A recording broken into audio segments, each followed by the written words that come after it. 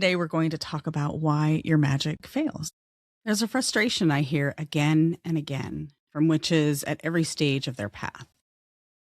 They always question what's going on with their spells. I hear things like, did I do it right? I think I did everything right. I followed all the steps. I checked all the boxes. I said the words exactly as written, and still nothing happened. If that's ever been you, I want you to take a breath. And I want you to start saying this clearly to yourself.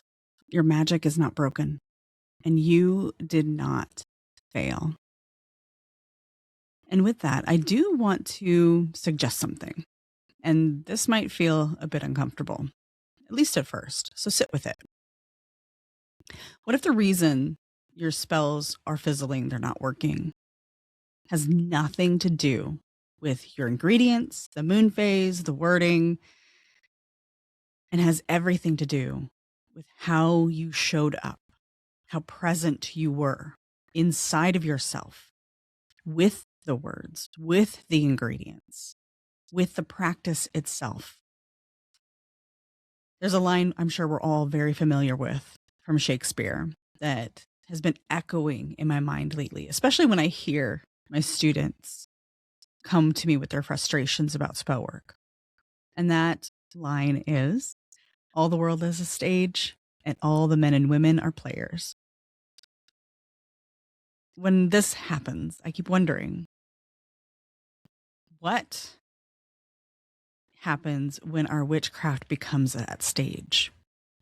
What happens when our altar becomes a performance piece rather than an opportunity to become present?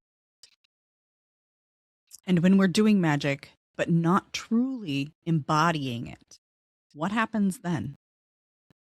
And that's what we're going to explore today. Not with answers neatly tied in a beautiful bow, but with questions that might change how you practice forever. Most witches are taught, explicitly or implicitly, that magic works like a formula. You gather up the right tools, you follow the instructions, you check all the boxes, and if the spell doesn't work, well, you must have done something wrong. This creates a quiet but corrosive belief in our ability and within our magic. That belief that our power lives in the spell and not within us. The authority lives in a book or in the words or in the boxes checked and not in our body.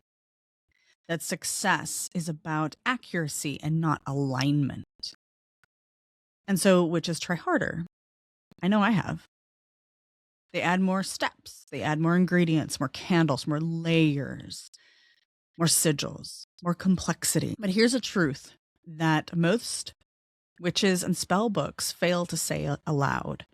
Magic is not mechanical. It's not a mechanical process. It is relational. It is about relationship. It responds not to perfection, but to presence. You can say all the right words, you can say them flawlessly, and still be absent in your practice. You can follow the formula precisely and still be disconnected. And when that happens, the spell doesn't fail because you did it wrong. It fails or fizzles or sputters out because there was no soul in it. There was no energy inhabiting it. So let's name the difference plainly. Performance versus embodiment. Performing a spell means you go through the motions. You recite the words. Maybe you don't fully believe them, but you recite them anyway. You create affirmations that are just at that cusp of you being able to embody them. You're not quite there. You treat ritual like a task that has to be done, a chore. And you measure your success by whether you did it correctly and that you got instant success. What we're looking at here is performance being external. It becomes about form, optics, reassurance. Embodiment, on the other hand, is internal. Embodiment comes to us when we believe the words we speak. We believe that incantation. We believe those affirmations. We feel them in our body. Our body agrees with that intention. It aligns with it. Our practice changes how we live, not just what we do on a daily basis, but our mindset. The spell continues long after the candle goes out because we live it. You cannot outsource the belief you have in your success or in a spell. No incantation can carry the power you refuse to hold for yourself. No ritual can compensate you for self-doubt or boundaries you have not enforced. No formula can replace trust in your presence, in your ability, in your magic. Magic doesn't move because the words are right. It moves. It goes into action because you are aligned. Mind, body, spirit all come together. When spells don't land, it's often because they're being cast from a place of contradiction, a place of self-doubt. We cast abundance spells, prosperity spells, wealth spells, while we feel undernourished, undercharged, while we're over giving. We cast protection spells while ignoring our own boundaries. We cast confidence spells while speaking to ourselves with cruelty. And then we're left wondering why it's not taking. Why isn't the spell sticking? Why am I not different? Why aren't things different? And this is where embodiment matters. Magic requires coherence. Coherence between what you say, what you believe, how you act, and how you live. If the practice hasn't touched your behavior, it hasn't finished yet. A protection spell that doesn't change how you say no is incomplete. A prosperity spell, a wealth spell that doesn't change how you value yourself in the world is unfinished. A self-love spell that doesn't alter how you rest and care for yourself is still theoretical.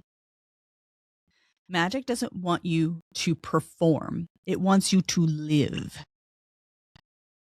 We also need to talk about how the environment many witches are practicing in matters. Social media is a stage, and stages reward performance, entertainment. They reward aesthetics, consistency, visibility, repetition. None of those are bad, in moderation, of course, but they can train us to quietly practice for the witness rather than for the work.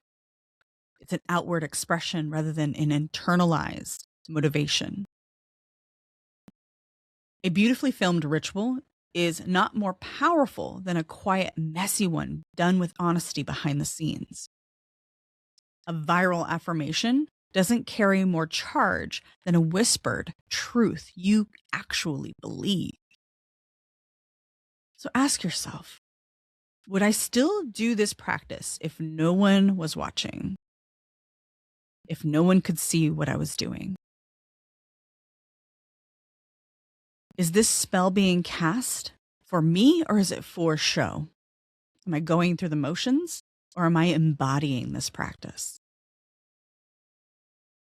Visibility is not vitality, and magic doesn't need an audience.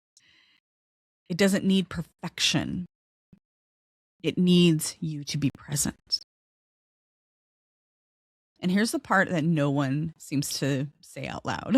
Embodiment is quieter than performance. It has less aesthetic and is often a little inconvenient.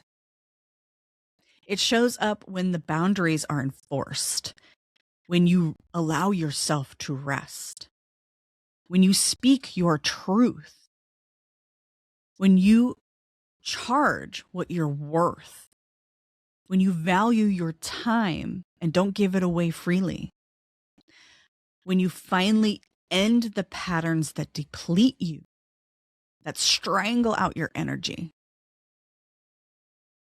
Embodiment is when the practice starts showing up in your life. It is when witchcraft leaves the altar and enters the everyday. And this is why I teach everyday witchcraft. This is my goal for you, to make your practice part of your everyday life. I teach witches how to be witches.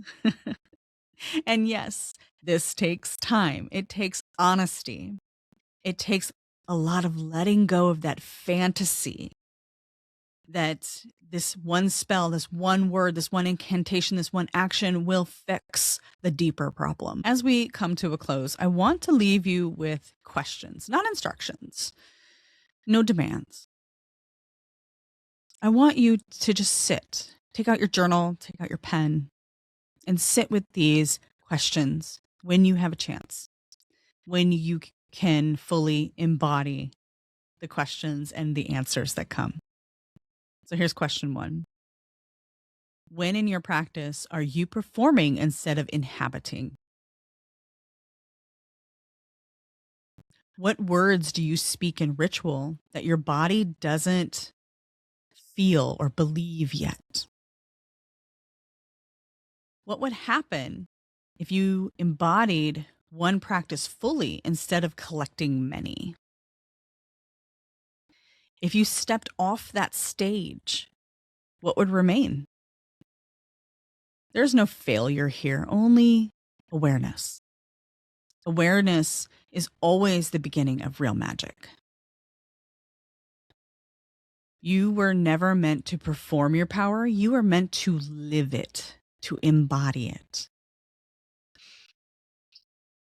Before I leave you, there's also a note I want to make about those of us who have come from traumatic pasts, who have been taught and shown repeatedly that we're not safe, we're not cared for.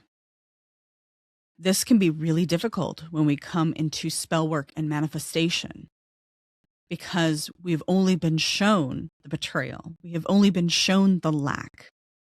So embodying the idea that we are worthy, that we are capable of giving ourselves the things in life that keep us nourished, that keep us safe, that give us that sense of security, can be a very difficult thing. And sometimes that's where we need to start, working through those shadows, resolving that remembered history that still is held in our body before we can move forward to create a new future.